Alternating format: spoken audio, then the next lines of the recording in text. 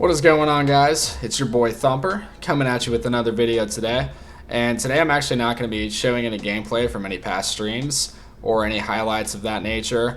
Today I'm actually going to be talking about your controller settings on your controller and your gameplay and audio settings, all that fun stuff. So whether you're a player maybe trying to go pro someday or just your average pub stomper, this is going to help your gameplay drastically if you don't have these settings on already. So I'm just going to get right into it here. So starting with your button layout preset, this is kind of dependent upon if you play claw or anything like that. I've had this tactical setting since Modern Warfare 3, which is when I first started playing Call of Duty, and that was back when the drop shotting was a much bigger factor. I'm not sure if any of you guys remember that, but it was a lethal move in Modern Warfare, the Modern Warfare franchise, the early part of that franchise. So I just play on tactical. That's what I'm comfortable with.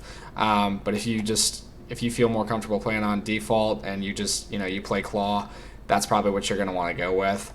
I don't mess with the stick layout preset or anything like that. But let's talk a little bit about the Deadzone feature that was just added into the last update.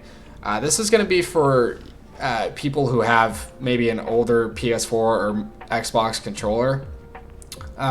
It's mainly just to help with that stick drift that you might get for throwing your controller maybe a few too many times.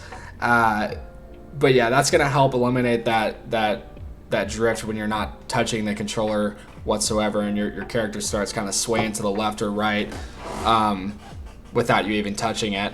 The next thing is something that's going to, depending on what your setting is going to affect your gameplay a lot.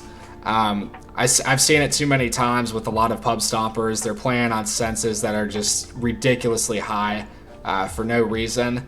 The only time you should be playing on a sensitivity over, I would say, 8 or maybe 9 is if you have a pretty decent sized TV that you play on, or you're a sniper, really. I don't think you should be playing on anything over 7. But since I'm a sub player, I play on 6.6 and a 0.85 low zoom. We'll talk about more about that in a minute. But so if you're a sub player, you're probably going to want to play in these settings, and if you play on a monitor or something similar to that, 6.6 is the way to go. And then the 0.85 low zoom is a good option for you as well. However, if you're an AR player in comp, you're probably going to stick to the 5.5 just so it's a little bit slower, since you're not playing as aggressive and trying to make cracked plays like subs do. But 6.6, 0.85, if you play with an MP5 or MP7 or something like that in pubs, that's what you're going to want to go with, in my opinion. 0.85, like I said, that is something that I actually just changed recently. It is really just for iron sight type guns or like red dots and all that. The high zoom is for sniper rifles and all that fun stuff. But 0.85 is what you want to go with.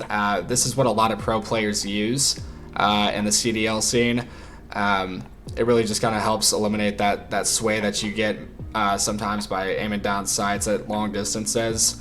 Like I said, I just switched this a few days, or I would say a few weeks ago at this point, and I cannot tell you how much it has improved my shot. It is absolutely ridiculous how much better my shot has gotten with the MP5.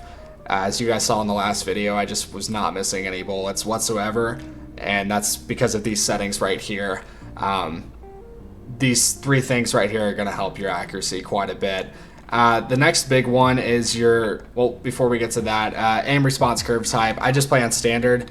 Again, if you're playing AR, you're probably going to want to play on dynamic. That's what a lot of players like Crim6 or Octane play on. Like I said, so if you're an AR, that is what you want to go with, the dynamic response curve type. But since I'm a sub, I just play on standard. That's what I feel comfortable with. That's what I've had ever since I started playing Call of Duty. So the next thing is the controller vibration, and I cannot tell y'all how many times I've seen just my casual IRL friends that are playing on controller vibration with enabled. That is just, that blows my mind that people still play on that. That if you're playing COD and you're trying to take it, even if you're just trying to win the game, you need to have this disabled. It's going to take a little bit to get used to. If you don't already have that, don't feel bad if you already do have it enabled. But just switch it to disable. Like I said, it's going to take a few days.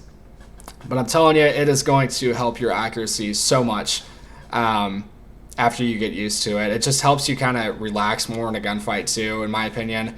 When you got your controller going nuts in a gunfight, I'm telling you, it does not help whatsoever. So keep that on disabled, no matter what Call of Duty game you're playing. I don't mess with any of this stuff here. I've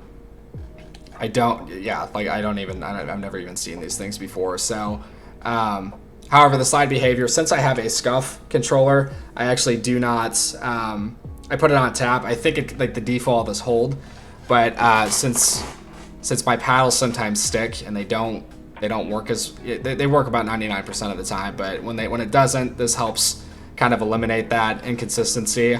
So tap is what I like to play on. I don't think I mess with any of this stuff here either.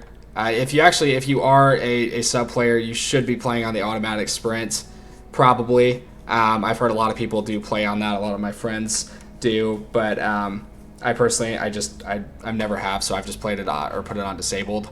So moving on to your general settings. This game's a little bit different, obviously. I'm sure you guys have noticed. It is a very dark game. You see a lot of players that kind of blend in with the surroundings, even if they're in plain sight. So the brighter the better. Again, it depends on if you're playing on a monitor or a TV. But I keep it at 60. That's what a lot of players keep it on as well. But then the next thing is your safe area. This is another big thing that a lot of newer players do. They kind of just take it all the way to the edge, which is not what you want to do, actually. And here's why: it's pretty much when you have that safe area so wide, you're actually looking at so much. Like, you have to look all over the screen. It's kind of hard to explain, but like, say you're trying to look at your mini map and how much bullets you have in your magazine. You're gonna have to drag your eyes clear across the screen, especially if you have a bigger TV. You're gonna have to really look all over the screen just to see where you're going, and that safe area kind of compresses everything to where you can kind of see more from a distance, and see your mini map at the same time you see your gun or whatever it is. So keep that safe area as small as possible. It's gonna help a lot, trust me. Shoot, screwed that up. So we're gonna go back down here. I don't know what some of this stuff is. Tooltips. I wouldn't mess with that. Subtitles, obviously keep those disabled. The colorblind type. This is another thing that it's your preference. I used to in other Call of Duties play on some colorblind assist just because the colors look cooler. But I'm just keeping it on disabled for this game. This is a big one. Okay, so a lot of noobs, a lot of new players play with the world motion blur. And if I'm gonna try and move my face here real quick, but if you can tell the difference there, I mean, look at that. That is. I mean, you can't see anything when you're turning or anything like that. Everything's just gonna kind of blend in with the surroundings. So you want to really keep that. You want to keep that world motion blur off. If you play with motion blur on, then you're just. I don't know what you're doing. I'm sorry. I have no idea.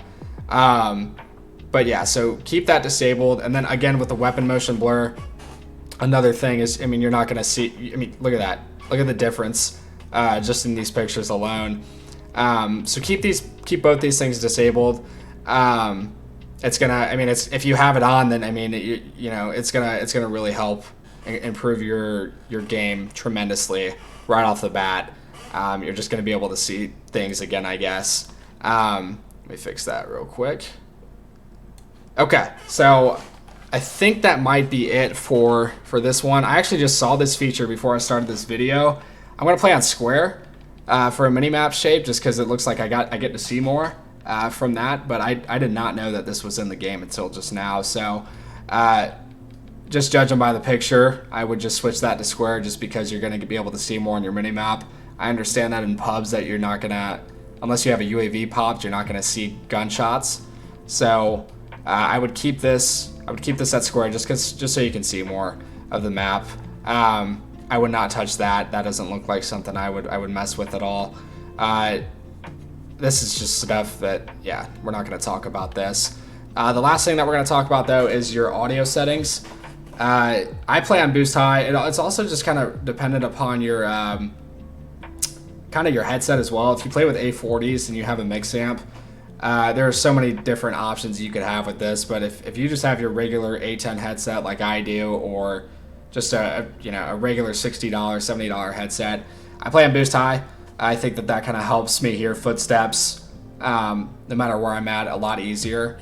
And those small things like maybe dropping a magazine or something, it makes things sound better in my opinion. I have mine at 100, but again, you can adjust it just depending on your headset.